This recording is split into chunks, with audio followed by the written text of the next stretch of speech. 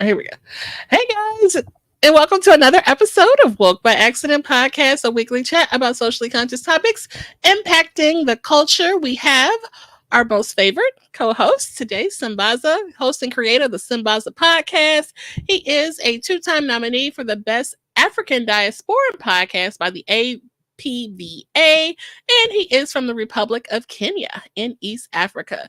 He has been a presenter at the Afros and Audio Podcast Festival discussing Pan Africanism, and he will be a 2024 Afros and Audio Podcast Festival ambassador. Hey, Sambaza, what's going on? Hey, I'm good. Ready for another show. Good. Yeah, looking forward to today's show. We definitely want to acknowledge and celebrate Black Music Month and get into some pop culture topics. We have a great guest for you guys, but I definitely want to have a word about Black Music Month. It is a significant celebration that takes place in the month of June, honoring the immense contributions of Black musicians to the American culture and society. I found it interesting that it was initially recognized as Black Music Week back in 1978, and it eventually became recognized by President Jimmy Carter in 1979. So Black Music Month has been going on for a very long time. Black Music Month serves as a platform to educate, appreciate, and amplify the voices of Black artists, fostering a deep understanding of their cultural impact and the challenges that they have overcome, and definitely is an opportunity to reflect on the historical and ongoing struggles for racial equality within the music industry and broader society. So I thought, let's get into some Black music topics and pop culture. Our guest will join us in an exciting conversation about music and pop culture, Black culture, music. We are right in the midpoint of the year, so we thought it would be really cool and fun to get into a mid-culture review. So our next guest. Oh, before we do that, any thoughts about today's show, Sambaza? I know you are not going to leave me hanging out like that. Yes, today, I'm looking forward to the guest, and actually, this is kind of brand new because we are doing music, and I love to consume music, and well, here we are, and our guest today has some great knowledge in music, and I'm really ready to hear what he has to say. For sure. I think we are both significant music heads. So definitely like to get into some music topics and such. So our next guest is a content creator, entrepreneur, and music historian. He is a music producer, VP, and media director of the iconic Black Beat magazine, and he'll tell us more about that. He also founded the Original Album Club, which curated and a podcast and some of the most unique and memorable audio music spaces. The AOC conducted interviews with many legendary R&B and soul artists, including celebrity guests such as Eddie Levert and SWV. So, and he just is a Renaissance man. Does it all. He's going to tell us more, and we will. Beats Gordy. Hey, how y'all doing? That was a great introduction. Yeah. Thanks. Thank you. Well, great to be on here with you guys. Yeah, thank you for joining us. Definitely glad to connect with you. I think we have been kind of talking about that for a while. Yeah. Yeah, and Black Music Month is definitely a great time to get into some of these topics. So, yeah, excited to do that. And Sambaza? Right. And we're going to get right in. Question. Yes. There are many trends that are coming up this year from now. Well, it's 6 months in, and I wanted to ask about the trends in pop culture so far in 2024. What celebrities, actually, let's first start with what have been the biggest trends in pop culture so far? And then we'll talk about the celebrities that have dominated the headlines this year. Well, one thing that is obviously taking everybody by storm is AI. A lot of people are doing a lot of these AI versions of either older songs or just creating songs. We've just seen BBL Drizzy added to streaming platforms. So I think a lot of things with AI is going to be interesting, but also scary at the same time, because you have to legislate the parameters of what is going to be acceptable for AI. I know it's an AI site that does those things, that identifies the copywritten lyrics. So some of them are getting pulled through the cracks when you change just one word or one phrase in the song. And I think it's very interesting. Where it got a little irritating is when you have people making songs with artists and you think it's the artist, but it's not them. That's the scary part about it. Okay. What else? What other trends do you have other than that that have hit other than AI? I know the trend of, I think a lot of people are more open to the idea of people receiving help for records. If you have someone like a Drake, and then compare him to someone like a Kanye, who's for years had assistants on his records and also assists people in their records, then as an artist standpoint, it's not a problem.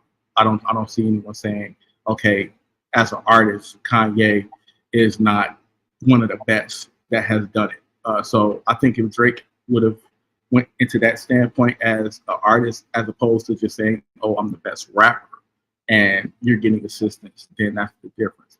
I've seen a lot of people talking about the topic and they don't really even know like the structure of records, because they'll say something like, oh, well, Jay-Z got assistance from hooks, and that's a different part of it. Or even taking it a step further and say, well, Whitney Houston didn't write all of her records. As a singer, you're supposed to be looked at for your vocal talent, and the lyrics isn't really the focal point. But then when it comes to rapping, the lyrics are the focal point. So I think people are more accepting to the idea of a rapper and an artist being two different things, and someone getting credit for being a great artist. Okay. And what celebrities have dominated the headlines this year, in your opinion? Drake and Kendrick has dominated the last 2 months, to be honest. You know, I just seen Kendrick was going to be performing soon, which was just announced. So that should be real big. I was expecting something from someone like a Rihanna in the top of the year, because she hasn't put out anything in so long. But then we realized she's expecting another child. So we're probably going to have to wait another 10 years for a Rihanna record. But mostly Drake and Kendrick. And then, of course, other artists are on the headlines for other reasons. But for the music, I would say Drake and Kendrick kind of dominated for at least the last 2 months. Okay. Cool. It was Drake, Kendrick, and Cole, and then he apologized. Oh, right. The big apology. Yeah. Definitely. And so we have more questions on that, but we'll hold that, or we'll put a pin in that for now. So speaking of albums, what are, in your view, or what's, where we are in the year, has been the top albums and songs of the year so far? Song of the year, I want to say I listen to a lot of new music, but I honestly don't. Okay. I honestly don't listen to a lot of new music. I would be lying if I said I knew a big record from this year, because normally I go on my title. I listen to 90s R&B. I listen to 2000s R&B, hip hop from 90s and 2000s. I even go further than that. So the Kendrick and Drake thing actually really caught me, but other than that, well, I mean, we would be remiss if we didn't mention Cowboy Carter and Beyonce. She made some actually significant chart breaking numbers. Right. I have a few of those figures. 1.2 million copies sold in the first 24 hours, breaking her previous record of 1.1 million. That record was held by Taylor Swift's Reputation album. And then what would it have? 3.5 million in the first week, surpassing Adele's 25 that had 3.3. So, I mean, this project really, and then the whole country music genre, which has kind of been like debated, and some, any thoughts on that conversation? Well, I feel like music in general, black music in general, is all genres. When you look at someone like a Ray Charles, he actually left Atlantic and he told ABC he was doing country and did do country. Right. So I would be remiss if you take something like Georgia on My Mind and not consider that one of the greatest country records of all time. And it was from Ray Charles, you know. And then of course you have Charlie Pride. I would say Hootie and the Blowfish would be considered, in my opinion, the closest to country in the '90s for a black artist. And it's not out of her heritage. She's from Texas, so I didn't see a problem with her doing a country album or even just a country record. Kay Michelle also is a person who loves country music and has done country music as well. So it's unfair, and it's showing how people really see us as African Americans when they have an opinion about Beyonce doing a country album. Right. Yeah, I mean, you named a few, but I mean, there's been so many black artists that have pivoted from, soul and did, country records. And then I love that she collaborated with so many black artists too, who do this genre. Tanner Adele, she's really dope. If you don't know who she is, like, she is almost like a black Taylor Swift in her own right, with the popularity, her style. And she, pulled her in on this project and even reached out to an older black artist, Linda Martell. And that whole story is really cool and unique that, this back in her heyday, she performed country, was on a label, and then like the label didn't support her and kind of basically kind of sabotage her career. For Beyonce to kind of like be aware of that and reach back to the current black country artists, even some of the males, I thought that was just really cool. And then the older artists, and just be aware of all of that, being from Houston, and just, really kind of showcasing it in a really unique way. I feel like when they get ready to do the tour, it's just going to be off the charts, and I'm just going to have to be there. and I'll listen to the album. I gave it a listen.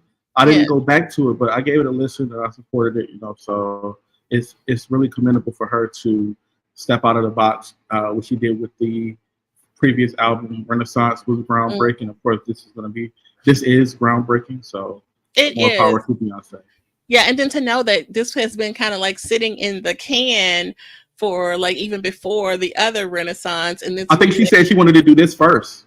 Exactly. Yeah, I think she wanted to do this first. Yeah, so it's like, wow, that, the rollout was kind of odd though, because it was during Super Bowl, wasn't it? It was like just a commercial, and it was kind of like, was this a spoof? But then the songs actually came out. Yeah, I thought it was a spoof at first. Then when you heard the song, I'm like, oh, she really seriously doing country album. Okay. It wasn't out of the norm. It wasn't really surprising because she's from Texas. And I said, well, hey, it makes sense. Yeah, I just think that is so cool that the way that she, and then even like the visuals with acknowledging the Chitlin circuit and all of that, with the visuals. I don't know if you've seen some of the visuals, like in the album jacket, there's, this Chitlin circuit graphics and things like that. And then being aware of the whole Western culture, like spaghetti Westerns and all that is sprinkled throughout. It's really, really unique. Even if you're not a big Beyonce fan, like some people, look at your face, Sambaza. Look at your face. Look at your face. Look, you gonna give Beyonce her flowers. She's a great singer. Who's your favorite singer? For me? Yeah. Out of their group or just no. It could be women. It could be who's out now. Oh, okay. The one that I'd go for is, if it's rapping, it's Queen Latifah. Not rapping. It's gonna be that's cool. And if it's Alicia Keys. I knew you were gonna say Alicia Keys. I knew it. What about that British girl? The one from Britain. What's her name? The one who rarely sings. Adele? No, the black girl. black female. The mix, LMA. half Nigerian, half white. Oh, Tim? wait a minute. No, LMA? Sade. There you go. Sade. Oh, Oh, okay. God. I'll accept Sade, but Alicia Keys. Ooh. Wait a minute. When was the last time Queen Latifah had an album? Like, come on. No. She did sing in the album. Yeah, she did. Old school. What year was that, though? I mean, that was like 04, I believe. I'm not sure. Oh, don't let me lie. Look. I mean, Hey, I love the Beyonce- Black Rain album, but you know. Did Beyonce ever give homage to like Linda Martell? Who I see here, she was born June 4th, 1941. I'm looking at Wikipedia. She was the first commercially successful black female artist. Oh my God, Sambaza, were you not present just I was 5 present. minutes ago? I just passed through it very quickly, and I think I heard something like that, and I was like, wait a minute, I think Wait. I'll say something. Okay, Sambaza, I'm gonna Rewind. let you live on that one.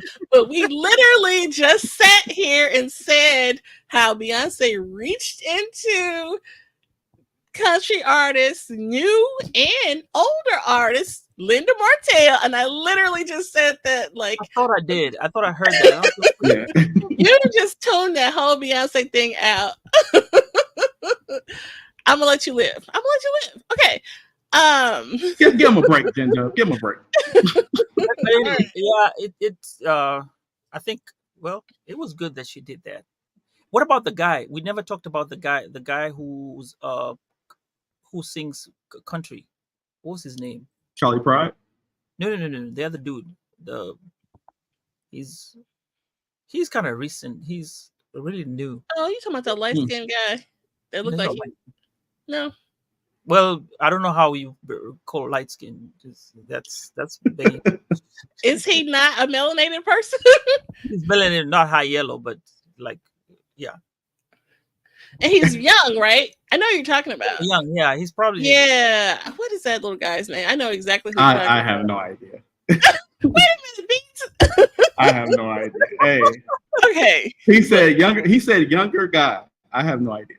Not in his 20s. Kind of old, but he's very famous with playing country music. Yeah, I know. Okay. Okay. Be quiet for having done that spoof of missing out. Please, yeah. No, but really, like the numbers are really significant with this project. So, like I said, this tour, when it gets to the tour, it's going to be really something special. So, yeah. Do you guys think it's going to be any like incidents on this tour? No, I mean, as far as her traveling doing country, there's going to be no other artists. What are you talking about? Just like no. I'm saying because of the backlash she was getting from a particular group. Do you think there's going to be any incidents of her traveling doing country? Maybe hope not. I feel like the support is stronger, don't you? I feel like the support is stronger. Now, mind you, I've seen those Renaissance tour outfits. Yeah. People gonna show up looking like Woody from Toy Story. I can't wait. Look, my cowboy hat is still sitting in the box. I haven't even opened the box yet. I'm waiting. I am waiting to bust if I was a country fan, I'll put the Moo in Motown. Look, young people, I had my Cowboy Carter inspired shirt on last time. I almost started to wear it again, but I didn't do it this time. You did that last week on the last show. What? You had You your remember? cowboy. Yes, I do. know. With my stars and stripes. That was a special day for Beyonce. She released and notified that you could pre-order the vinyl copy of the Cowboy Carter. That was my special little tribute to Beyonce. So there was a significant reason why I wore that. And I'm gonna do a special anyway. More on that. Okay, so we had it. Are you getting the vinyl copy. Yeah, I mean, I think Oh, yeah. she getting the vinyl. She gonna mosey on down to the show. She doing all that stuff. I mean, I think it'll be collectible. Yeah, So, Sambaza? the book. They are. Okay, so let's talk about the Drake and Kendrick Lamar beef. Can you give us a brief history of the beef between Kendrick Lamar and Drake? Because I have no clue. Okay, this is something that's been brewing for years. It was initially Kendrick going on Drake's album, Kendrick going on Drake's album, Drake going on Kendrick's album. They actually both did a song with ASAP Rocky as well. That was a very popular song. And over that time frame, it ended up being a riff between the two. I want to say the Control verse was the first thing that actually happened where Kendrick actually talked about everyone. And for some reason, Drake took it really personally. And recently, one of the ESPN analysts said that they're actually close to people from the camp of TDE. And Drake was actually on ESPN after the Control verse because he was hosting the ESPYs. And he had a rant where he was talking about Kendrick. And then before the ESPYs, he called ESPN and told them not to air it. But the analyst heard it live and told TDE. So my feelings is that when he was told, he told Kendrick, and that's where the initial animosity between the two. Mm-hmm. So you heard Kendrick talk about him not too long after that on BET during a cypher, which is the infamous freestyle that he had, where he said, took the sensitive rapper back in his pajama clothes, and people knew he was talking about Drake. So this has been brewing since 2014. Wow. And when you actually look at their progression over the years, Kendrick has been a little more low key. He'll drop an album and then go work on another album for a number of years, then drop another album. And Drake has consistently been out every year from the time his first album dropped up until, I would say 2020, he was consistently on the charts. And it's different, but they're both successful and they're both at the peak, so you have people who, when they hear Kendrick is dropping, they're running to it. But then you also have people who are diehard Drake fans. And when Drake did a feature with Cole, they kind of made the mark of the big three. And then Kendrick came out with a freestyle, well, not freestyle, but a feature saying, "Is it just Big Me?" And that's what started it. Okay. So with all of that being done, I would say Kendrick won because he did what a lot of people didn't expect him to do, and that's drop consistent records, and they were good records. So you had Drake put out a diss after a number of months, number of weeks. Cole put out one, but then he resented and apologized. And when Kendrick dropped his, he dropped another one with AI, with Tupac and Snoop Dogg's vocals.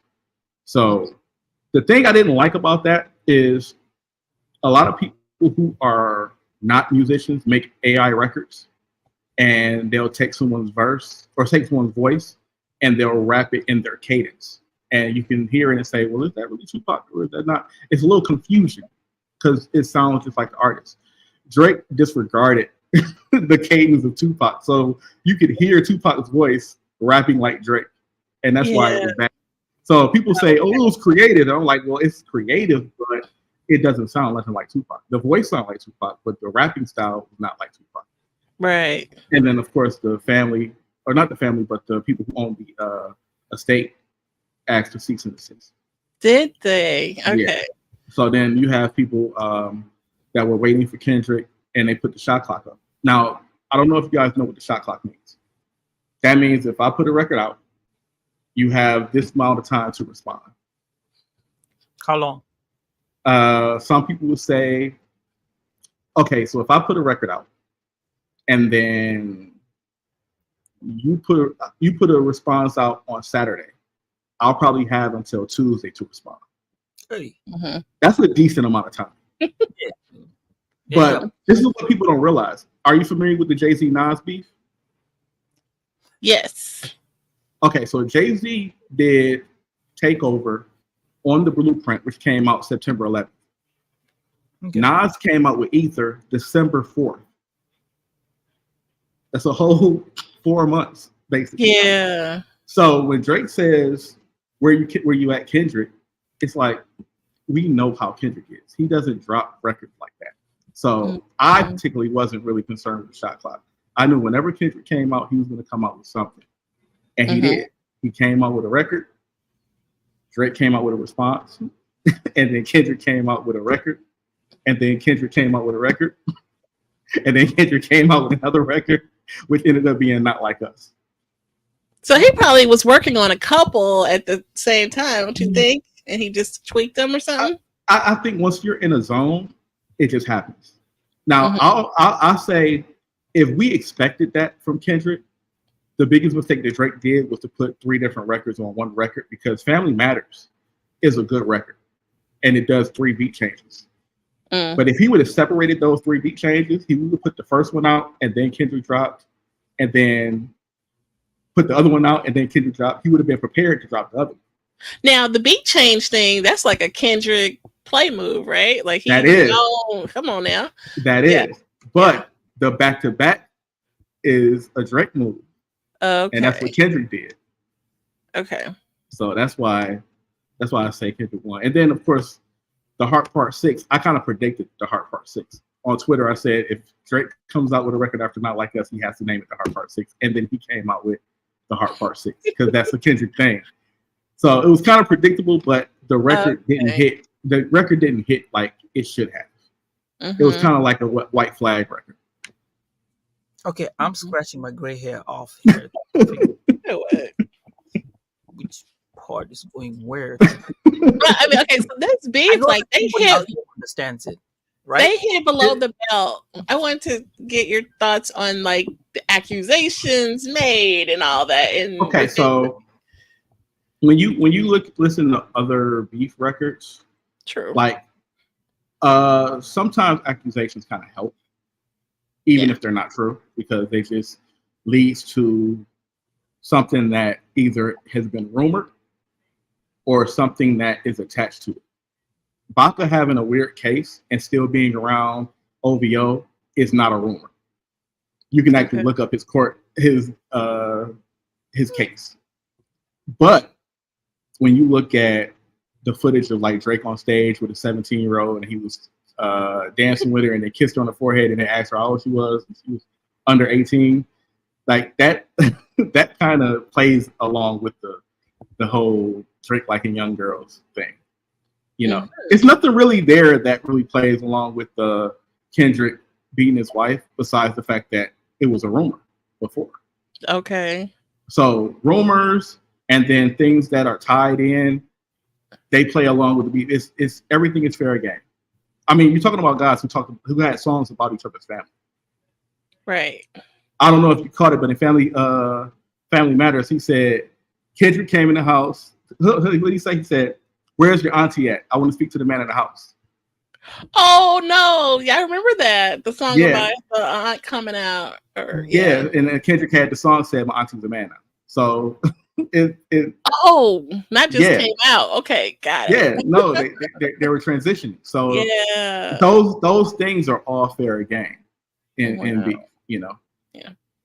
Oh, so there's nothing hands down, everything all systems. When you get to when you get to a certain point, when you pass a certain point, everything's on the table. Yeah, the kids, everybody. There was literally another version of Ether that Swiss Beats produced that Nas had that people heard and said, "No, don't release that," because he had lines in there about Aaliyah.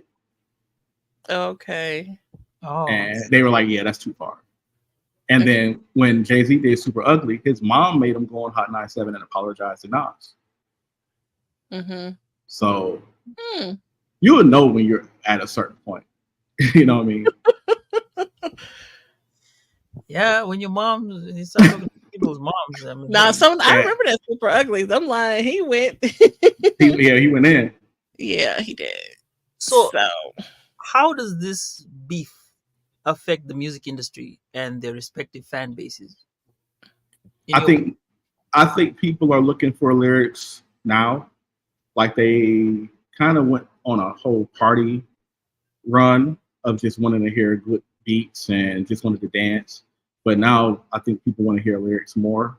Oddly enough, because the biggest record that Kendrick did, he's not really rapping like he usually raps. He's just putting out a lot of one-liners and good catchphrases and everything. Mhm. So, but I think a lot of people are going to look for them after this to see what they put out.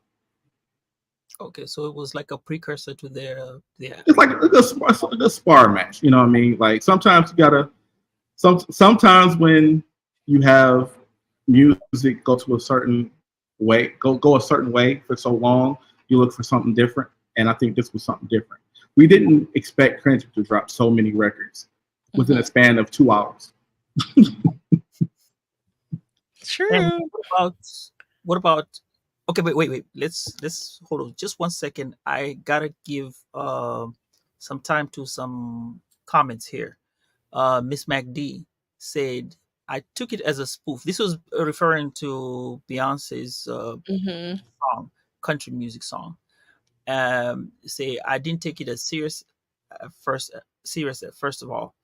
And then she asked about Sade. Yeah, that's a good singer in my 100%. She doesn't produce a lot of albums. I think she's like what's this other guy? Maxwell. She's like another Maxwell. I said that. I said the Oh, only people that can go away for like 5 years and come back and have a flawless album would be Maxwell and Sade and probably Kendrick Lamar.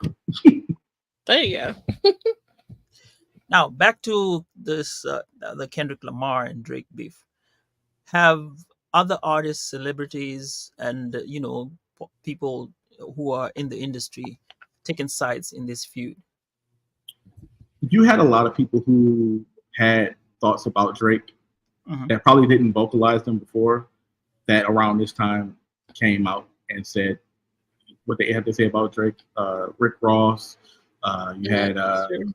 ASAP Rocky. I think the ASAP Rocky thing's a little deeper. I think it has more to do with Rihanna and her past with Drake. But Oh yeah. yeah, because there was footage of like an award show where Rihanna was being honored and Drake was actually the person to ring her up, and he leaned in to kiss her and she kind of dodged him a little bit. Yeah. And they kept showing that over and over on internet. And then you have just so many people like Future. His song was the initial song that Kendrick went on. That's right. And Future and Future and Drake actually had good music together.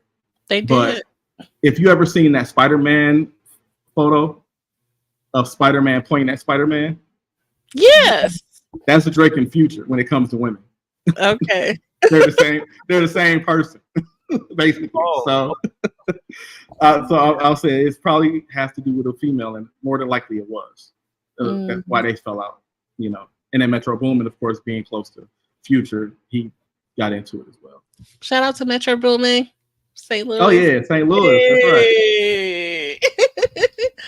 So going by this, right now, if you start making the taking sides, does this also hamper the music in terms of now when you want to be creative and try to get around each other to try and make music? Like for example, let's go back to the East Coast, West Coast thing when back in the day when when Tupac and Biggie were having the beef. Uh, don't you think that at that point the artists now would not be able to collaborate and make some good music? Not At that necessarily. time? It's a lot of artists at that time that didn't take sides. You have artists like Bone Thugs and Harmony, who they are the only artists that actually do songs, or only group to do a song with Biggie and Tupac. The other artist would be Method Man, who's from the East Coast. Method Man actually told a story about being in LA in the height of the East Coast West Coast beef, and he was sitting in the booth by himself and kind of looking around at his surroundings, like what's going on. And then actually Diddy came in and said what's up to him and gave him a hug. He was like, I see him on the East Coast all the time. He never give me a hug. So he left. And Saw that. I I'm saw looking around, and he was like, it wasn't until Queen Latifah said, hey, man, what are you doing over here? Come over here. And he was like, yeah, what am I doing over here? He went over there, and he said he was cool. But other than that, he was like really scared after that situation. But after that, he did the song with Pop. Redman did the song with Pop. So I don't think in a situation where you're not really picking a side, it's a fear. But then if you pick a side, you're not going to do a song with them anyway.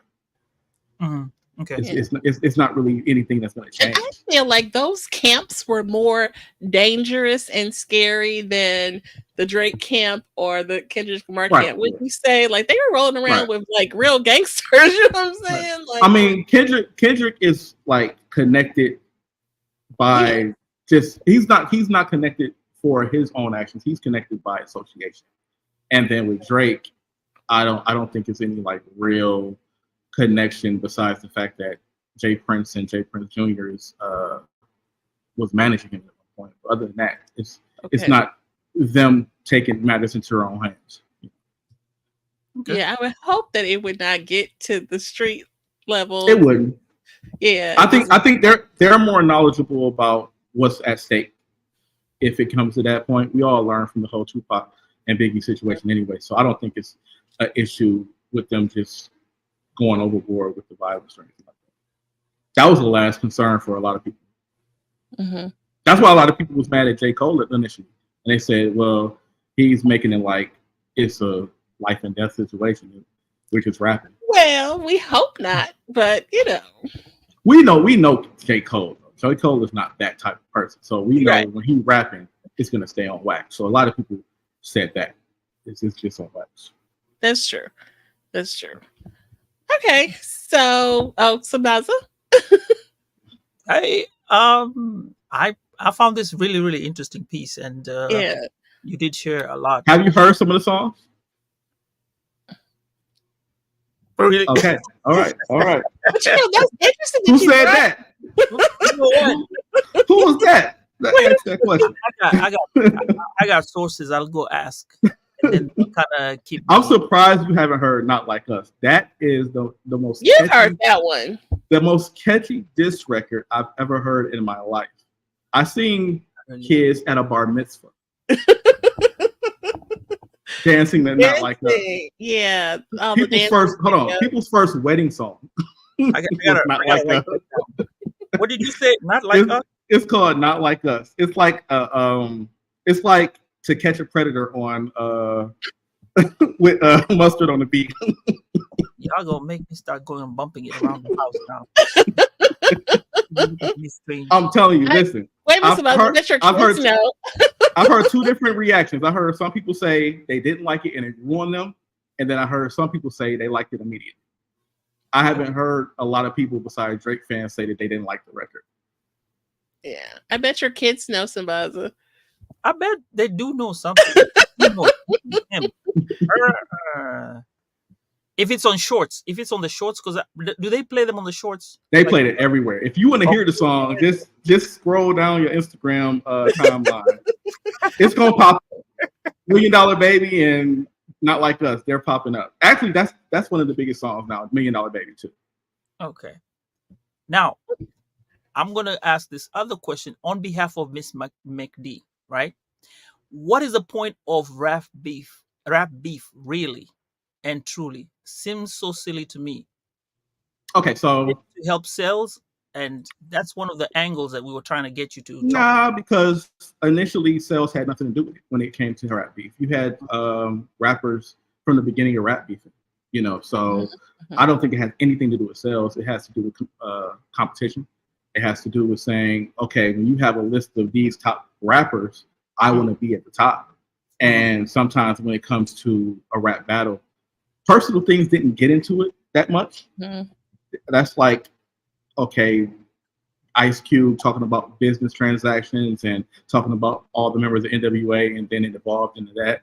But you had people talking about personal things in the 80s. You had the Roxanne battle with Roxanne Shante and the Real Roxanne, and you had I think Roxanne had some of the craziest diss records. She had one diss record where she talked about Queen Latifah that was just out of this world. Yeah, so I think it's more of a competitive thing. And ego too, right?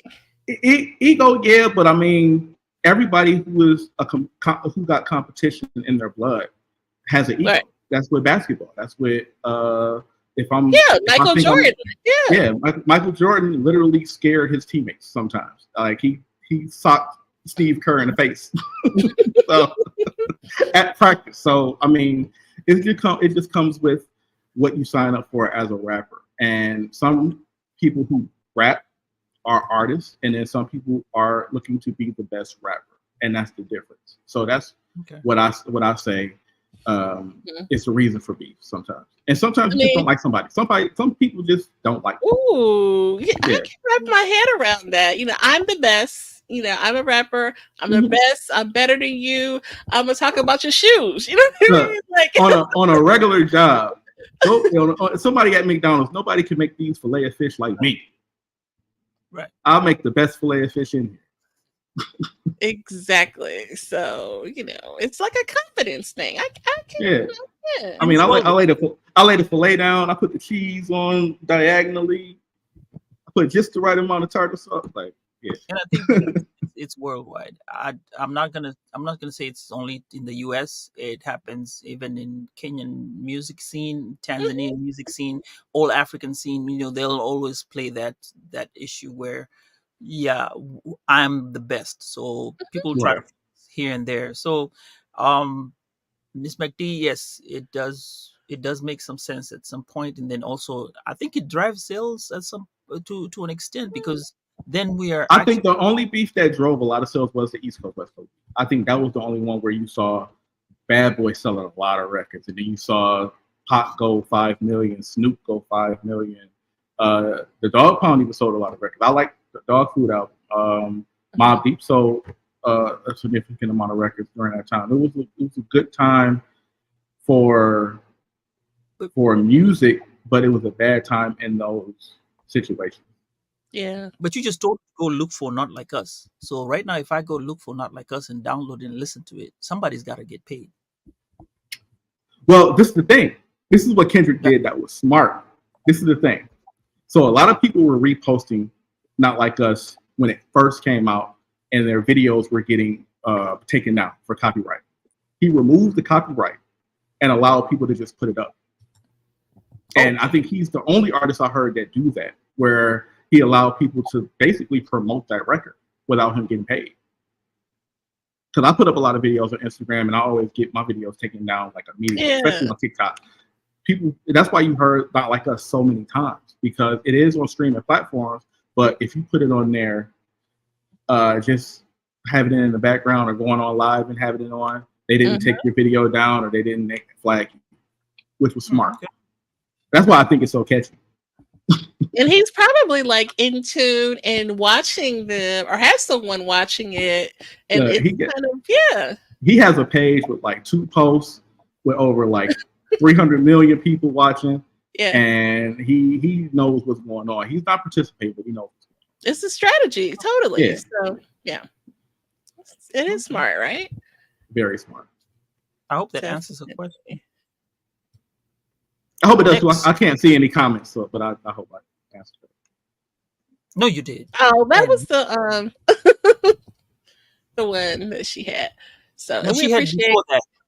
She did. Before, right. She said something about Sade. Yes, Sade is awesome. And I used to be a fan of Beyonce, but no more. Oh, we got people who are totally not feeling her country. Oh, K. Michelle and Kiki Wyatt do country though, see? Hey, people are entitled to their okay, we have another comment from her. Let's see. Mobb Deep Dog Pound. He took me back right there. There you go. Listen, I never have a music conversation where I don't take nobody back. So it's on brand with me. Appreciate that. Sure. We appreciate the comments. Thank you. Shout out to the chat. Next one. That one, Jen. This next one we're going to talk about. What you got to say about that? You go ahead. Sound off the alarm. You know what? So we having this in acknowledgement of Black Music Month or mid. That's a crazy segue to this. I'm looking at the topic. That's crazy as hell. In honor of Black music, you gotta rewind that. You gotta rewind that. Well, so we're having a conversation about Black music, okay? So we're having a about significant contributions to Black music and some artists. We kind of went back to the East Coast, West Coast. Speaking of that, Diddy. Okay. He was a part of that East Coast, West Coast thing. All right. So Diddy has gotten into some legal troubles. Most of us have heard about Diddy's legal troubles. And in light of the recent news, in your opinion, how will the legal troubles affect his career and legacy in the long term? I think it's done. I don't think it's really any coming back from a video that shows actions like that. I do have feelings of like people who have been in similar actions that there's no video proof that we still honor. That's a totally different story. But I think in this time, which is warranted, he's not going to be the same Diddy that we've known for over 40 years. Well, not 40 years. I'm 30 years. Yeah. Right. It's really a misfortunate situation. Someone who was so talented and, and responsible for musicians that a lot of people love and respect. And then to find out that, he's this type of person. But, he still has a family and children. I think recently there was footage of like children going to prom and graduating, and this is still their dad, you know what I mean? So it's you just kind of feel for the other people impacted. Listen, it's people who are in jail that have kids. It's people who are in jail that is somebody's child. So fame and money don't exempt you from being a bad person. I'll just say that. Exactly. And he's not the only bad person that's in the music industry. But I mean, with video evidence, it's nothing he can do to get that image out of a lot of people's mind. A lot of people weren't even expecting to see that when it popped up on CNN. So just seeing it, it's bad, regardless to who's done to. It's bad. Yeah, totally. I mean, taking you to rock and roll non-melanated artists for a moment, Tommy Lee was abusive toward Pamela Anderson. I want to say that there was some physical evidence. I don't know if it was just like... we don't even have to go that far back. We just seen maybe 6 months ago Dana White from UFC beating his wife. Like at an event. Okay, so, there we go. I mean, it's not excusable no matter who you are. Exactly. You know what I mean? I'm an adult, and I know in a situation that's heated, I can walk away. You know what I mean? So it's no excuse. And then to come on like a platform and say, well, the truth will come out, and then a video comes out of you doing exactly what people say you were doing. It's really no excuse then, because you can't come back and apologize for something that you said you didn't do, and you knew for sure you did it. Definitely. Now, and we got to take a pause and say this brief thing, that if you are a victim of sexual abuse or sexual assault, you can call the 1-800-656-4673 and request for assistance. Thank you, Sambaza. That was so responsible of you, for sure. Definitely very serious stuff here. But it's just really it's fortunate that but like you can go to the comments, it says it all right there. Yeah, he's the bad person that got caught, but there are a lot of people out there that that's doing the same thing. Oh no. That's for sure. He is the bad person that got caught. It's a lot of bad people that are, looking at this and not saying a word. Because they're afraid that somebody's gonna. It was a few people who said something, and then Twitter worked right away, and you seen some of their allegations. So wow. That's why I say he's not the only one. You know what I mean? And we can't just say, okay, let's just look at him. He's gonna get it. Like he's getting what he deserves now. You know what I mean? My wish is that it wasn't a situation that waited this long, because people have been talking about him for years, many years. Now, what about his career? How will we look at him 10 years from now? Now, I'm going to throw in this. I don't know if we should throw in this other guy here, R. Kelly. Well, I guess it's apples and oranges. It's no, it's not apples and oranges because Yeah. it's still something that's not acceptable. You know, however, it's something that is prevalent in the industry. It's not acceptable. You know, so I was just talking to Jen, and we just made the statement. That's a lot of music in the 90s that a lot of those DJs that do day parties for 90s music, they're going to have to wipe out a lot of that music because I've seen a party where somebody played Juicy and the DJ got booed for playing Juicy. So it's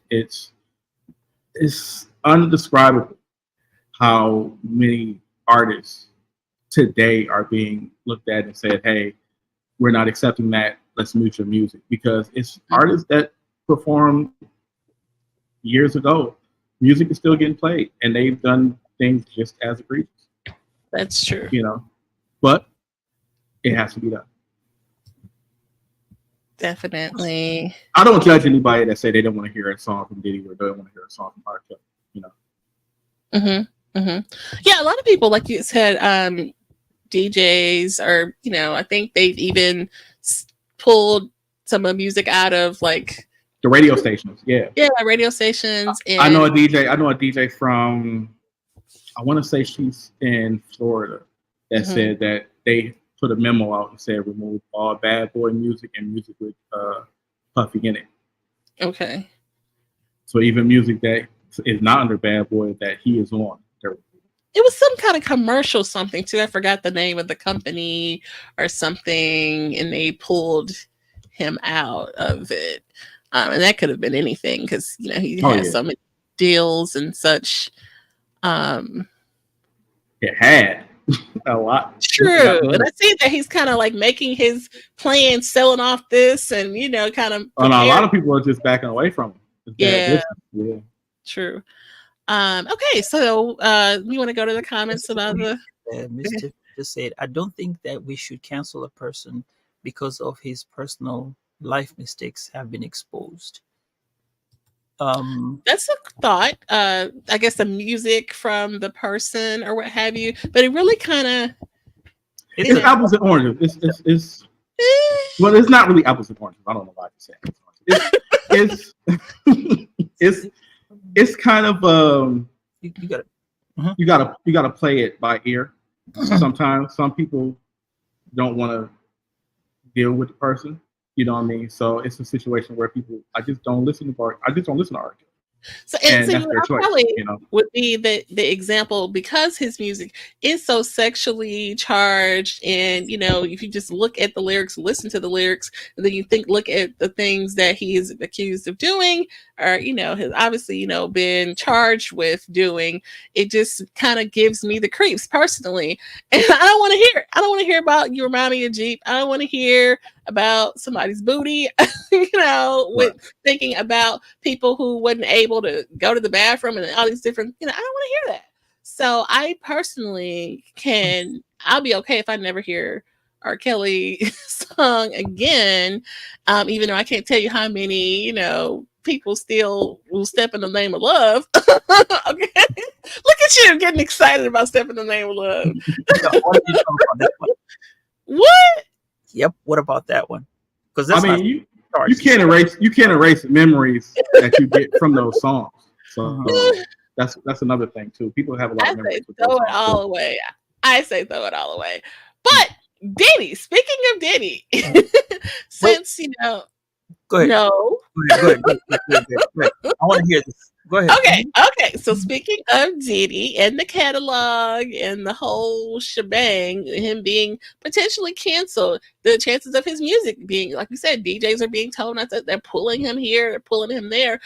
In light of this, is there a Diddy track that you would miss? A Diddy track?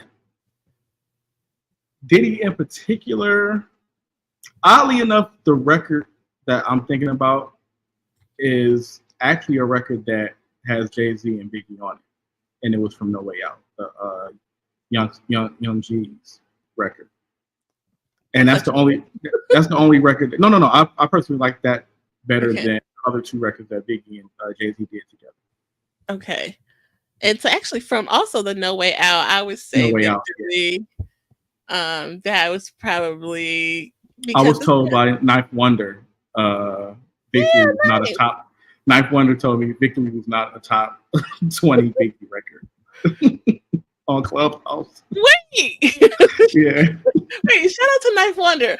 But Victory, speaking of Diddy's line, the way he opens up the song, I mean, it's kind of like. Yeah. Now, I know you heard about the Rolling Stones story, right? Rolling Stones. Okay, so Rolling Stones went to Bad Boy, and they wanted to actually get photos of Biggie to put on the front cover of Rolling Stone in 1997. Diddy said, "Don't do that. Put him on the cover instead." And that's the infamous cover with him having Biggie written on his chest. Yeah. That was the cover that was supposed to be for Biggie, in honor of Biggie, but they changed it and put Diddy on the cover to promote No Way Out.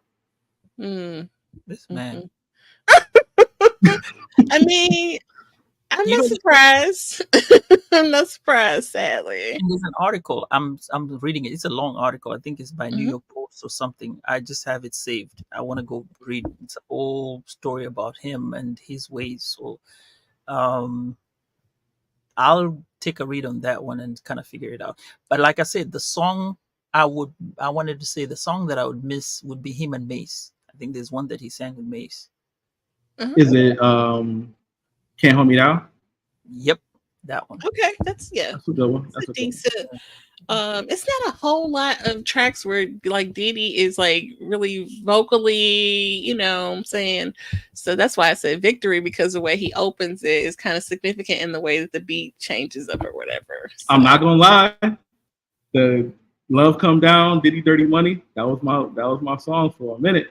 I did like that song too. I used to love it. Hey, that song used to rock. That song went double platinum in my house.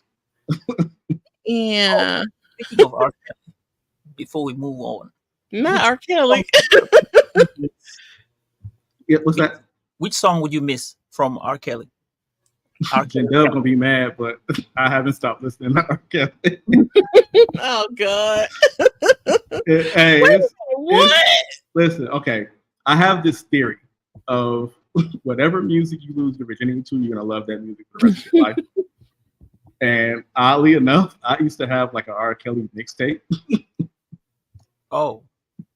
When I was younger. So like it is what it is, man. And like, oh God. Did you just say that? Memories, man. Memories. Wait. But what? no, I mean it's a healthy whatever. Can we move on? Okay. Comments? Yeah, I think we'll go to Miss McD. She said, agree to separate the music from the person, but if the music is being played and they get paid for it, then yes, that makes me. I didn't think about that. See, that's another point. Now, I think that had a lot to do with why Diddy gave the artist their publishing back. Besides the fact that he had the NDA within the agreement that they didn't say anything about him, but also it wasn't really going to be any value with it once everything came out. You know? Oh, okay. So and I don't think R. Kelly has 100% mechanical rights to his music. Okay. You know. So that might have been like a strategic thing, or I wonder, like, did he sell them like years ago or something? You know, he gave them to him before all of the stuff came out. Before even Cassie's. I keep on saying Cassidy. Before Cassie's lawsuit came up, he gave them their royalties. Because Aubrey from Danity Kane talked about how she didn't sign the agreement because they said if you sign the agreement to get paid for the royalties, you have to sign the NDA to not say anything about them. She said, well, I'm not being quiet. You know, so. I thought she was under a whole nother NDA though. No, probably from MTV, but not to do with Bad Boy. Okay. Interesting. Now, when you look at the cultural impact of what it has, now we talk about trying to separate the music from the person. Hmm. Do you think these effects have really an issue further with the pop culture? I know people moving forward will want to change the way they buy music, listen to music. We've already seen, of course, people have changed the way they listen to the music. I think we also talked about the takeaways and lessons from these high profile events. One thing is there a shift in how artists or celebrities are held accountable for their actions? We're talking about people who were raised on TV shows that had episodes where an artist was either caught doing something or did something, and in the episode of the show, the view of them totally changed. I remember the episode of Different World when Gina had a boyfriend who beat her, who was a rapper, and Hmm. then his image changed within the show. I remember on Parenthood, Drew Hill was on there, but it was a guy that Zaria's friend was dating who was abusive. Hmm. And that, I mean, we all grew up with Big Red from Five Heartbeats. And then all of these things are happening within our lifetime as adults, and we see them different. You know what I'm saying? It's not nothing where we could say, oh, we could just scratch it off and just say, oh, there's this sex, drugs, and rock and roll. That's all it is. No, it's not like that. It is. You know what I'm saying? There are people that have to be held accountable for their actions. So I think it's something subconsciously that we've been seeing played out that is reality. You know, Mm. I don't care how many allegations come out about a certain artist. Like, everybody's not lying. Right. You know what I mean? And it's not really anybody that's definitively saying that they're innocent. The only person that I know for sure that had a lot of people saying definitively they was innocent was Michael Jackson. And then it's actually a documentary that I saw that actually showed proof that a lot of the stuff was false allegations. So that's the only artist I've seen where there was smoke, there wasn't fire. Hmm. You know what I mean?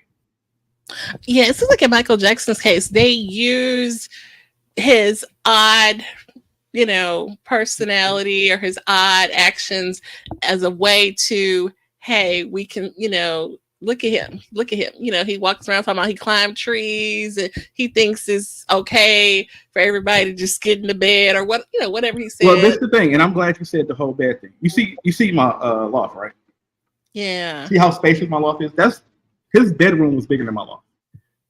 So when he say he shared his bedroom, he shared a damn apartment. And what people don't finish about those statements is that he gave him his bed and he slept on the floor. You know what I mean? Like he said the nicest thing you can do is give someone your bed.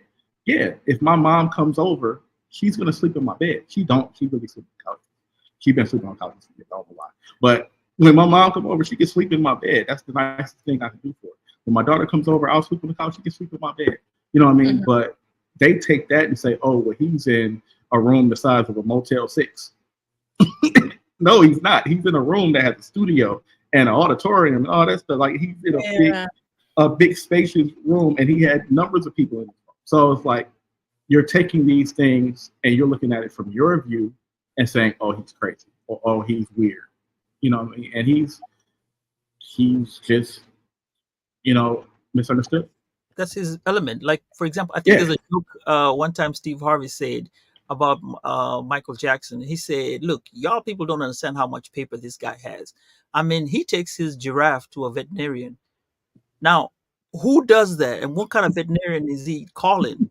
You talk about your dog that you just take around the corner and take him to a veterinarian, but you talking about a giraffe. You know, Mm-hmm. so I guess it's the concept, it's the thinking about what levels he is. He's on a different level than what we are in. Yeah, but yeah, And his reality is never going to match our concept of reality because he's been doing music since 5. He's been in the spotlight since he was 11, and he's seen things that we haven't even seen. Some people will never see. Right. And you know what? You made a video, I want to say, where there's a and I was thinking in my mind that he went through abuse, physical abuse, and I personally never believed that he was, capable of doing that. A lot of people still think that he did, RIP, he gone now. So, but I personally, because he, was abused and talked about being beat and the effect of what he was, but because he started in the industry so young and had to learn how to, okay, snap out of it and and put your game face on. Mm-hmm. You know what I mean? Like that. There's a video. I think I'm talking about. You know what I'm talking about.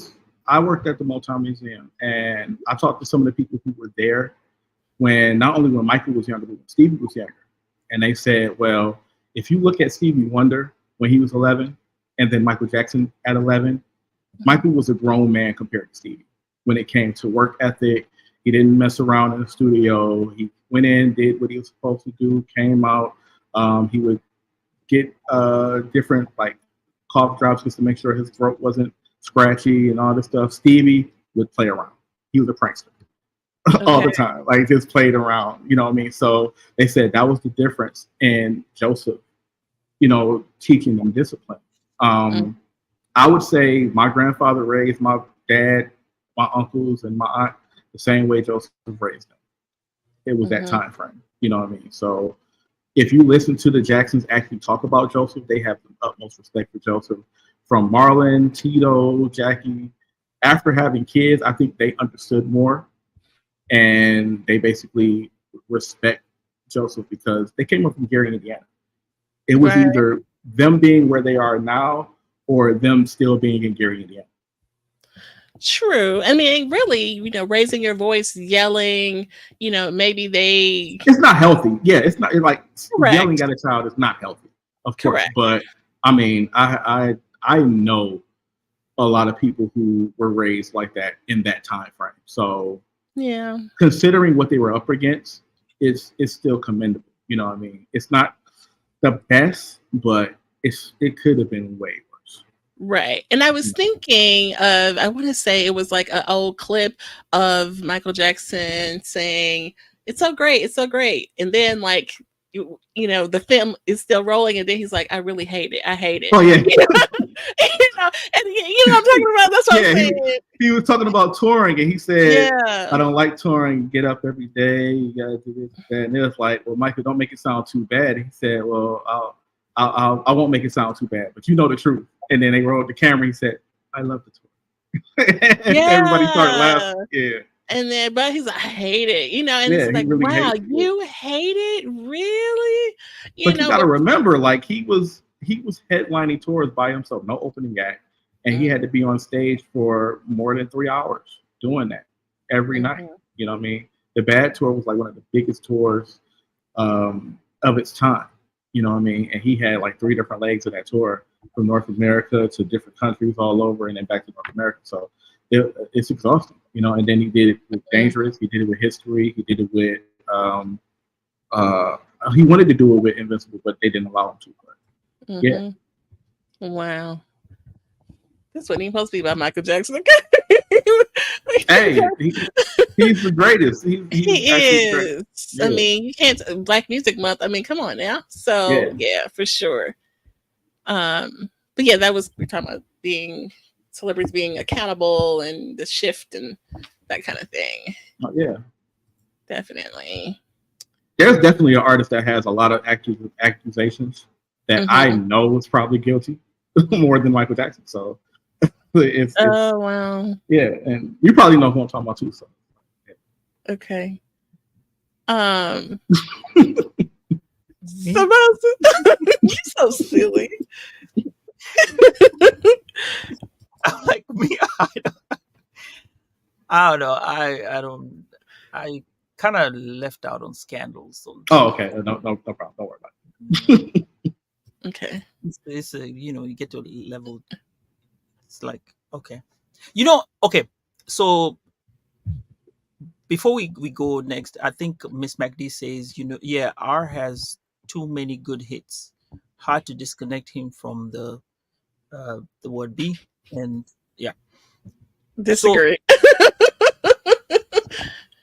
Now, you know the way when you say about me knowing about the beef and the music, there are people who actually get themselves into like this Kendrick Lamar thing, and like I think to me, I'll talk about the artist Eminem, right? Even though he, can he pass? He got the black card. I wouldn't say he has a black card. He has vocally said he's a guest in hip hop for many years. I've heard him say it out of his mouth that he's a guest in hip hop, and the way he moves as a guest in hip hop. A lot of people unfairly puts him in comments where they say, "Well, he's trying to be black." Knowing where he was from here in Detroit, he it's basically a lot of what comes behind that background, and he could do more to actually offend people, because being from that environment is just what you pick up on. He picked up on hip hop. He picked up on being friends with Proof, and I think one of the stories I heard is that they were really poor, and he had old shoes, and Proof. He went to Proof's house, and his mom said, "Why are he wearing your shoes?" And Proof was like, "He didn't have any shoes, so I just gave him my shoes." And she didn't get mad because she gave them to him, but she was like, she understood why she gave them to him, and that's how they became best friends. So whenever something happens and people bring up Eminem, that's why Royce is so fast to say, "Hey, leave him alone." You know what I'm saying? Benzino said something about Eminem. He did a beef record and brought up another Detroit rapper, and the Detroit rapper wasn't necessarily defending Eminem, but he was like, "Get me out of that. Like, I'm not cool with nobody beefing with him." He has that respect because, I mean, he treats himself as a guest in hip hop, and I think a lot of people overlook that to the point where he's not really posing as something he's not. He's really being who he is, right. But he still respects the boundaries that African Americans have in hip hop. You know what I mean? The fact that he has a lot of fans who are white it's gonna happen. Tupac had a lot of white fans. If you're successful in rap, you have a lot of white fans. It's just so happens that he's white. You know what I mean? Don't get me started on that. My first cultural shock. But before we get there, if you want to hear that cultural shock, I'll tell you right of this. But what I was trying to say was, I probably know what you're about to say, because Public Enemy's biggest fan base was white. Yeah, but okay. Before we get the one guy that so Eminem is the guy that I really studied. And when people say, "Oh, listen to his songs, and song number 1 of his album got this and this," then I can relate to his second album, and then the third and fourth, something like that. That's where I was coming with that particular one. Now, for my culture shock, 50 Cent, when his first album was coming out, when he had been shot and everything, and I was brand new in this country, so I'm walking into a store, and I'm looking for the album. It was the CD for 50 Cent. It was at Best Buy. So as I walk over and I'm standing there, I see it. And then this white guy comes up to me and asks me, "Hey, have you seen where the 50 Cent album is?" I looked at him like, "What? Are you crazy?" Then I actually pointed to him. And at that point, I was like, "Oh, well, people do listen to 50 Cent. So it's across the board." So that was one of the learning lessons that I had to realize. That's how you know that you, oddly enough, that's how you know that you made it, when you have a lot of white fans. Tupac said the same thing. He said, I appeal to more white fans now that I'm successful, and I use that as my advantage, because sooner or later they're going to be older and they're going to be hiring my friends and my friends' kids, and I want them to have this idea of certain black people and not this hateful idea of black people. So he used that to his advantage. And I'm glad you said 50 Cent, because that was the actual show I actually went to, the first concert I ever been to. And I actually worked the concert. It was Missy opened, then 50 Cent, then Eminem closed at Ford Field here in Detroit. Okay. And just like you said, it was a sea of white folks that was there. Really? For 50 and for Eminem. Like early 50, right? Early 50. Get Rich or Die Trying. Okay, yeah. That's the with the bulletproof vest on. Yeah. Yes, that's the best fit. I saw him too here in like a little small club. He literally got on top of the tables. Like, you know, it probably would never happen today in these times, but it was like a smaller venue. He literally stomping on top of like got on top of the tables and just was rocking it, and it was dope. So yeah, early 50 was like a time. early 50 was crazy. Like I compare only person I compare early 50 to is early Snoop. 93 Snoop Dogg was the biggest thing out. You know? Yeah, I saw Snoop before, but it was outside, so it was like a different vibe. I feel like they always rush you in outside shows, and you don't really get the feel of like an inside venue. That's why I hate outside shows. I hate outside, period. So yeah, they're rushing you. Well, but you know, you have the elements going on too. I just feel like it's like a rush thing. The artist is being rushed, and you don't get the whole. Maybe it's just me, but no, I get it. Yeah. All right, Sambaza, that was a good. I thought you was gonna come somewhere else with the culture sock, but. So we were talking. We're gonna go back to curating the Motown records. Beats Gordy. You know, we haven't asked you about the name Beats Gordy up to now. Okay. Because you do have a government name. You don't have to say the government name. We'll but you know, tell us about the curation of music and how you came to love the music of Motown. Like you say, you represent Detroit. I see you got the Detroit Tigers with you, and so kind of let us know about yourself. Come on now. So I began working in radio right after high school, and the fact that I was 18, I was too young to get hired in. So I basically did the internship for 2 years, still too young to get hired in, and I moved to Ohio. And when I came back to Detroit in 5 months, I was initially supposed to play football for Toledo U. I was going to walk on, enroll, and the job that I had, they basically it was Foot Locker. I worked at Foot Locker, and the manager that was going to hire me in got promoted. So the week I was supposed to start, they told me to wait another week. They're going to bring another manager in. He came in and said he's not hiring no more people. My mom made me come home. So I came home, and I was looking for a job, and I had a walking distance from the museum. I walked to the museum, took a tour, asked if they were going to hire somebody in. They asked my work experience. I said, well, I was trying to get out of retail, but I worked at Foot Locker. They put me in the gift shop. So I worked in the gift shop, and I would often, when there wasn't a lot of people in the museum, just take tours. And I memorized the tour and some of the information. So on one particular day, the tour was going on, and it was too far gone, and a few people came in. It was about a good 9 people. And I decided to take them on a tour.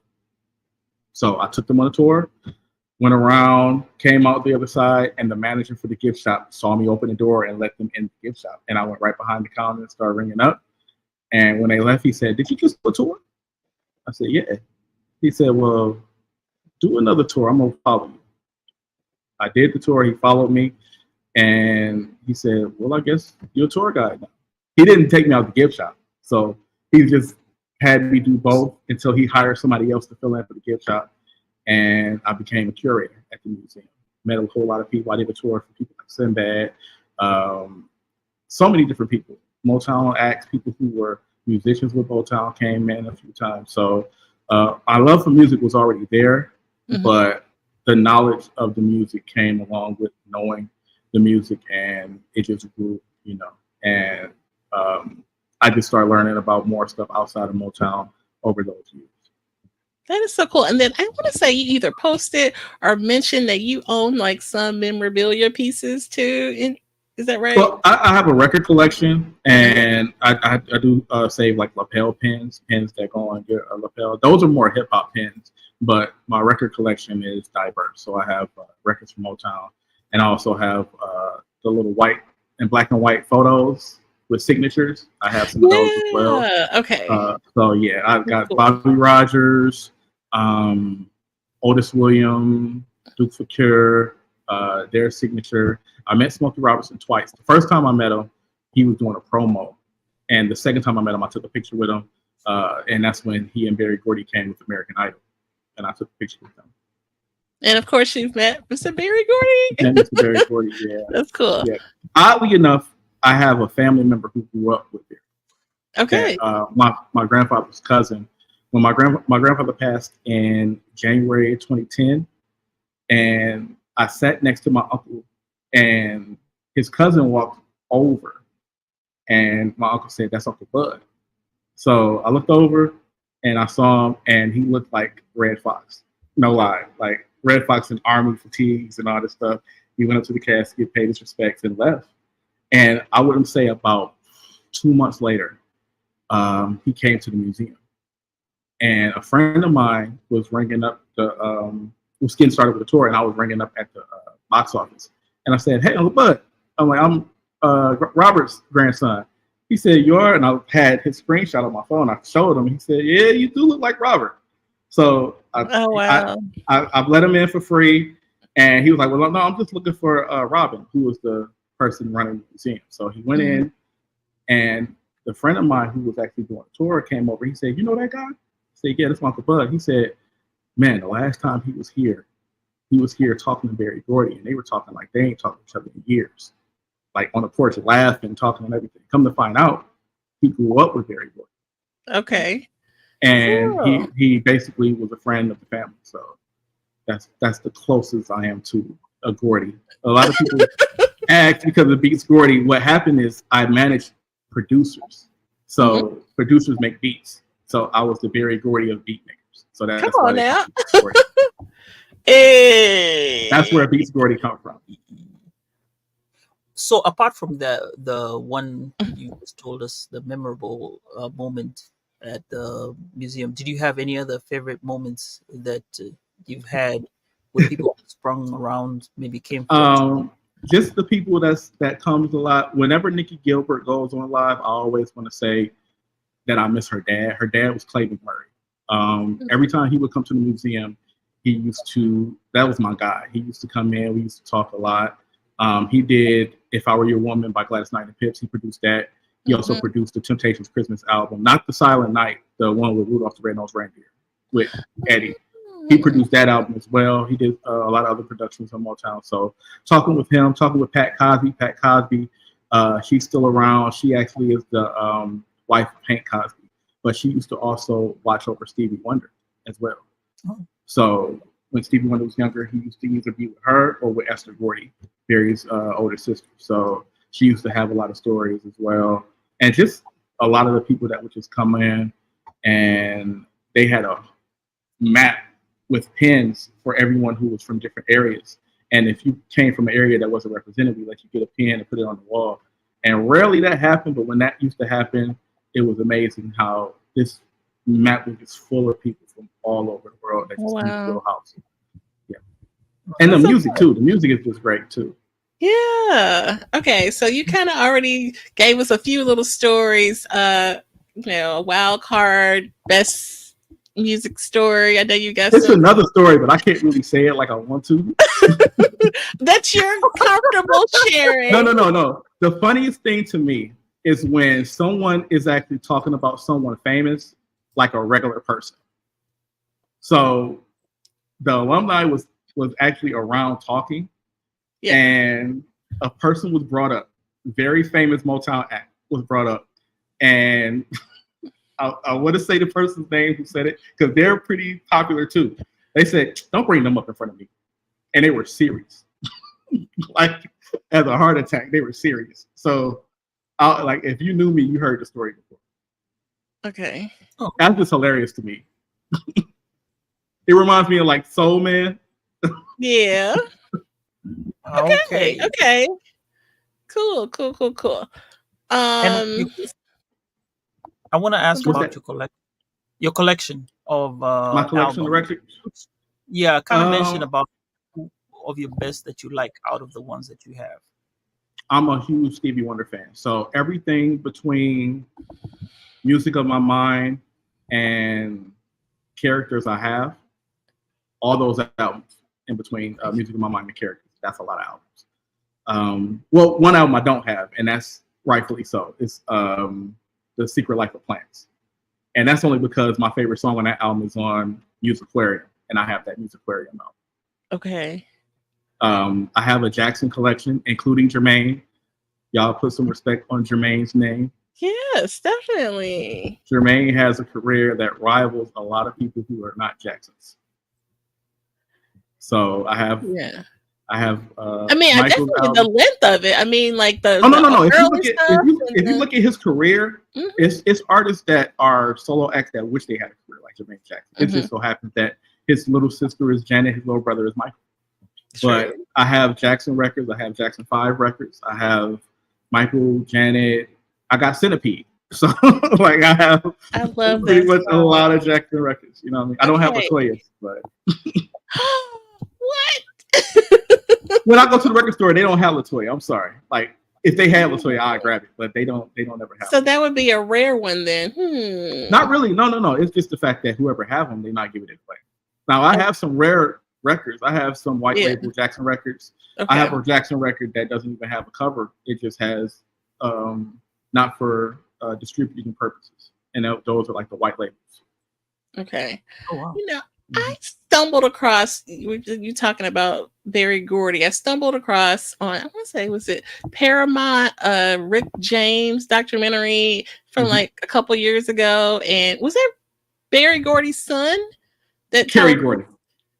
Okay, he really looks like Berry Gordy, so I'm like, that's. I said he should whatever movie they have of Berry Gordy, they should have him play Berry Gordy in passing. I don't know if he can pull off an entire movie playing Berry Gordy, but if it's a small role, they should have him play Berry Gordy. Oh my goodness, he looks like Berry. But he told us a crazy story about Rick James and some music exec and jumping on the table or something. Oh yeah, pulling out his yes. Pulling out his, just pulling out, yeah. Oh no, you didn't hear the story about him starter pistol. He got paid and went into Berry Gordy's office with a starter pistol and wanted actually another $100,000. And Berry basically told him to get out. Yeah, he was paid like $100,000. He was paid like $100,000 on the check. He wanted $200,000, and he went in there with a starter pistol, and Berry just told him get out. And I'm just like, the crazy thing about that is that the fact that Motown wasn't his first choice, even though he wanted to go to Motown earlier in the 60s, and then when he was AWOL from the Navy, he didn't get his deal. He ended up getting court-martialed, and then he ended up coming back in 74, and ended up getting signed by Motown. But that wasn't his first choice. Oh, okay. I can see that. Yeah. I really enjoy some Rick James music, but Rick James is a great producer. Yeah. And one of the questions I would always ask was who saved Motown between Rick James and Lionel Richie, and that documentary actually answered the question. Ooh, they came out around the same time. They were totally different, and when Rick James did that, what he was talking about, yes, the person in the office said, all right, Lionel Richie.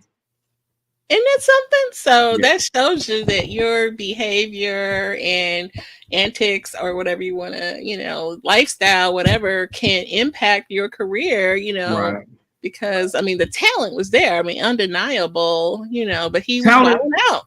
Talent only gets you so far. You have to have a certain, it's more to it than just talent. It's a lot of people that are talented. Just like if you go to a gym, you'll find somebody that can play basketball better than somebody that's in the finals right now, and they're not going to have their chance.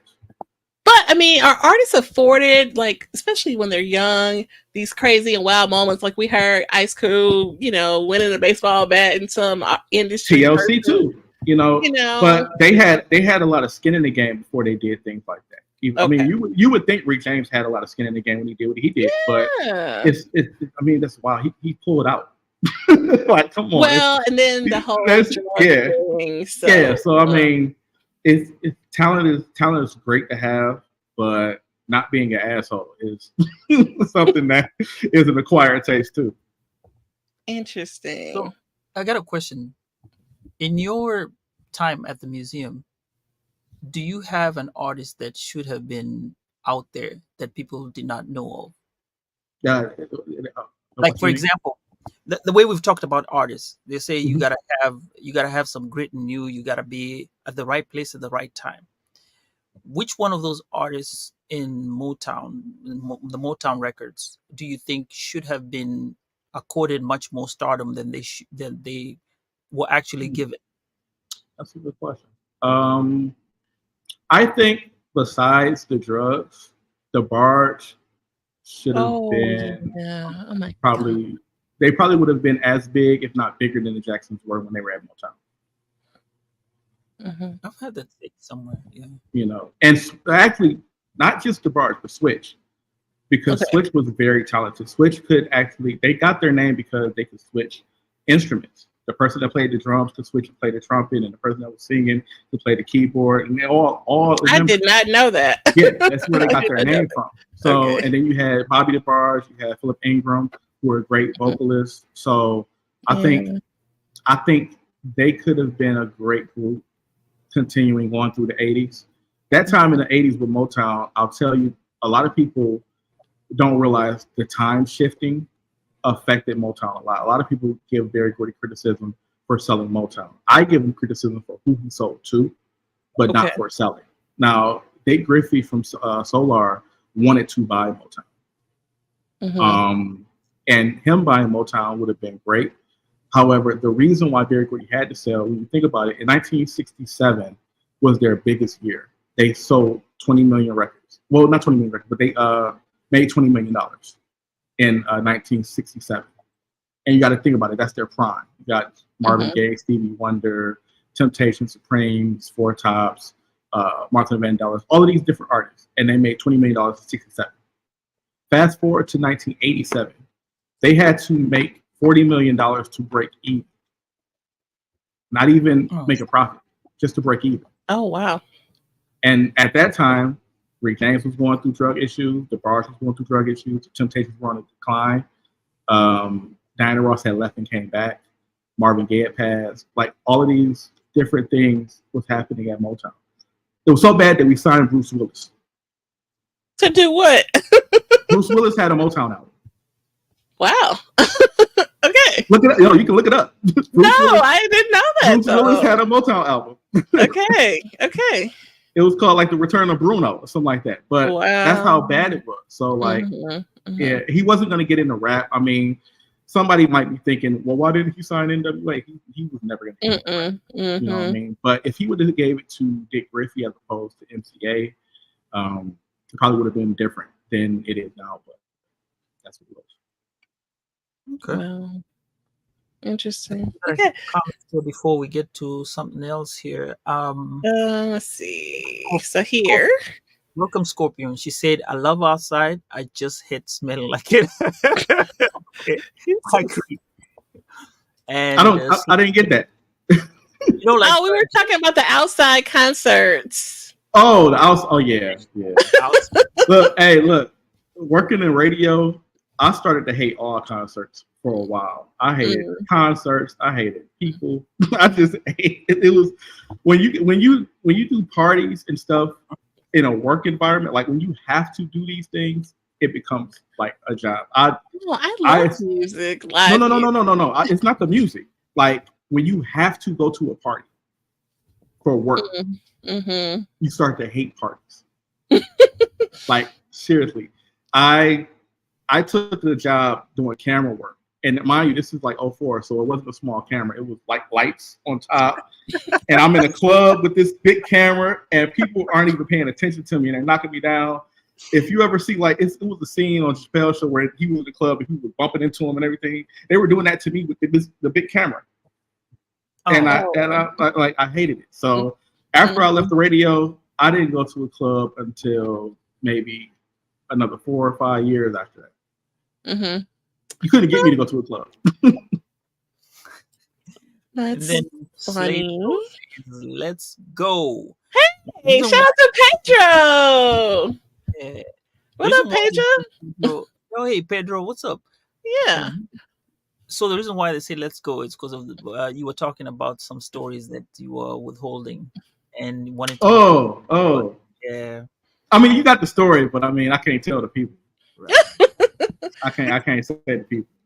And Scorpion says, Stevie it is. He solidified if he likes Stevie. Okay. So Stevie, you know what?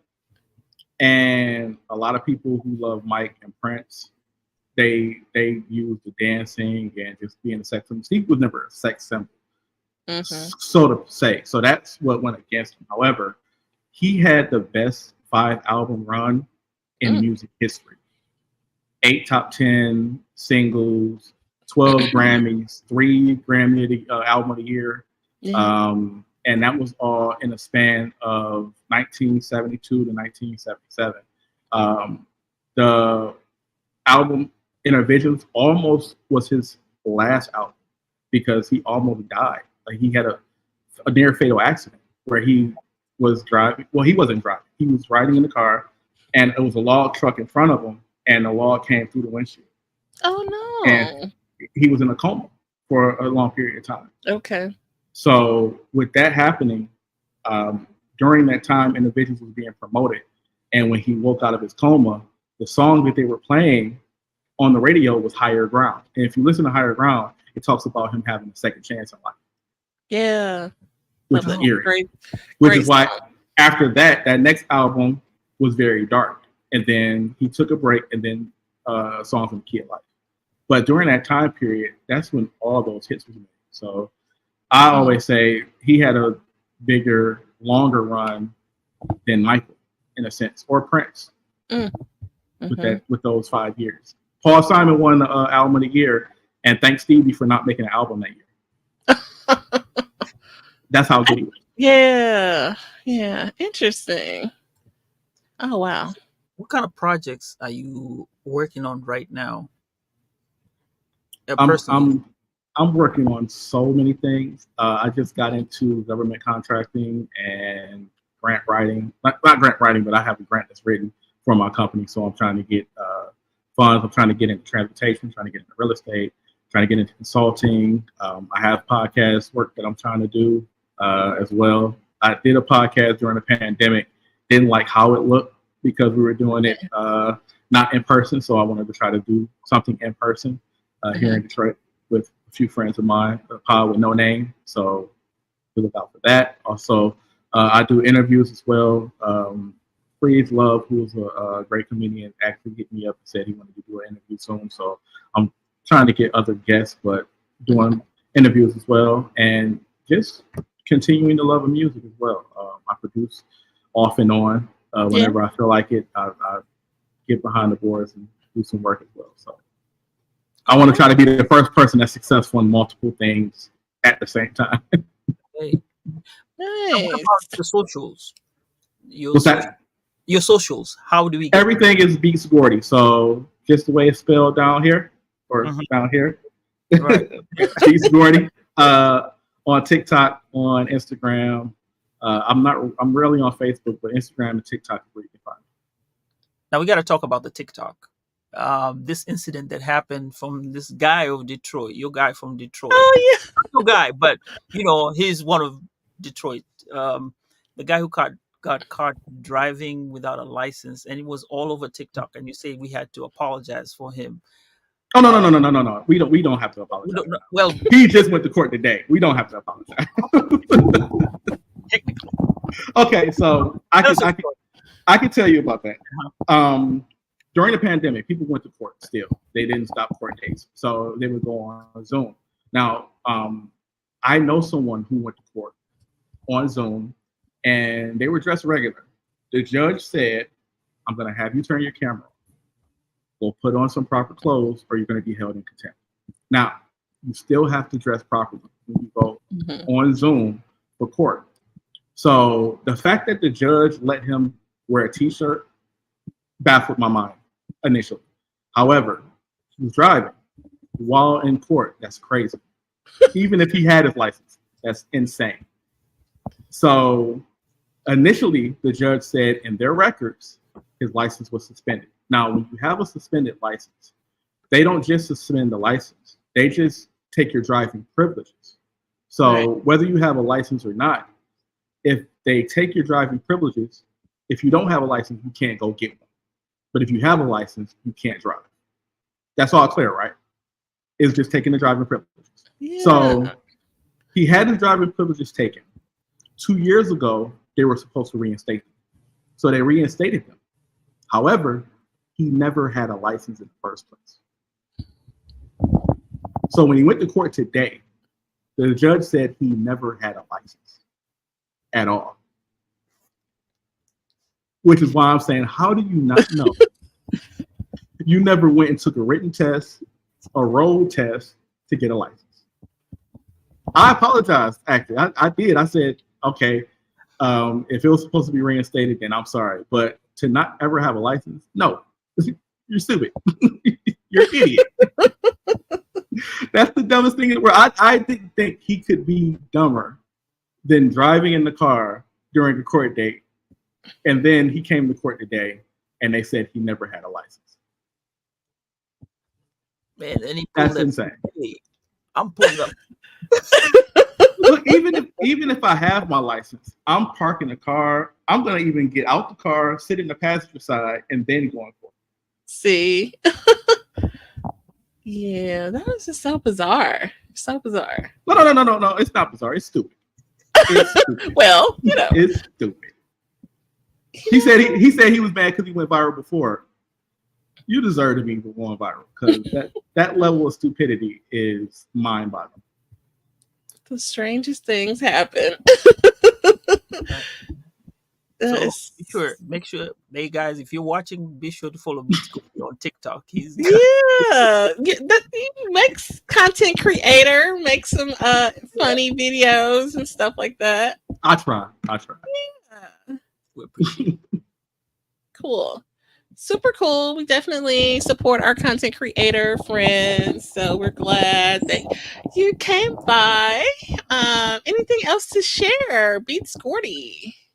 I shared pretty much everything, pretty much been an open book. So hope you guys enjoyed this episode. I'm going to rewatch it over and over. I'm going to spread it around, of course. Please do. Chop it up. Definitely. Who are some of you guys' favorite Motown artists? Oh my God. I was really into that Rick James documentary, and they talked to the lady from Mary Jane Girls. Oh my God, big Mary Jane Girls. Tina Marie. They talked big Tina Marie. But of course, Diana Ross. I know big Diana Ross. Yeah. But she's just so iconic. Like, just the styling and just I just feel like she had that many kids on purpose so that she could just have this long legacy. And then to look like how she looks after having she's just really, and I think she's coming to town. She's supposed to perform. It's an event where she's performing. I want to say the 16th of June. If I'm not mistaken, I'm not sure. I've seen the flyer in passing and I haven't seen it. So, but it's supposed to be a big performance with different artists. The fact that she's still, the fact that it's just, amazing. She's iconic to me. I think I'll go with Dan Ross and the Jackson 5. The Jackson 5. Okay. Yeah, from Motown. They're the ones who just boom. Right. It's a lot. They are on a long list of artists who went to Motown and then had success after Motown. Mm-hmm. Yeah, so you have the Jackson 5, Gladys Knight and the Pips, the Isley Brothers, the Spinners. Those are all artists that Motown just didn't have room in the whole carousel for to make hits, so they moved on. Coincidentally, I just wanted to put this out there. Stephanie Mills too. Stephanie Mills was with Motown as well. Okay. Yeah. I wanted to put out this coincidentally joke. I used to think Prince was white. Really? Yep. How long did that go on before you realized he was black? 2003. Oh my goodness. Oh man. That's a cultural misunderstanding. Oh good Lord.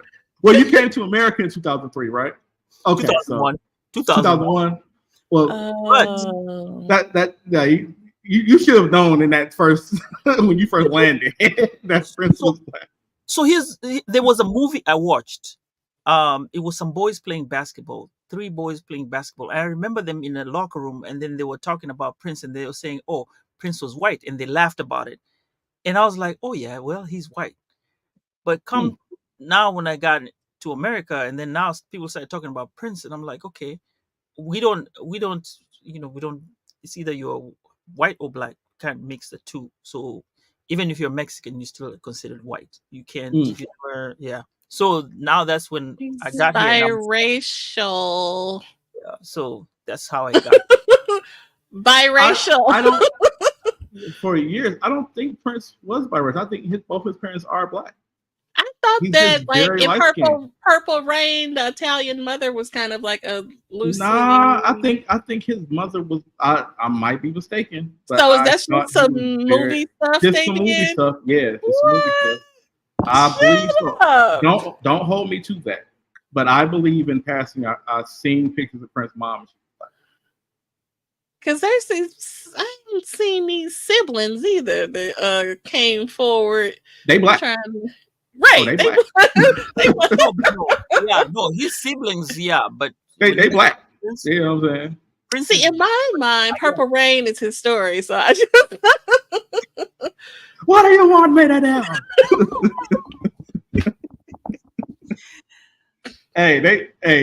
They cast Clarence William III just to yell.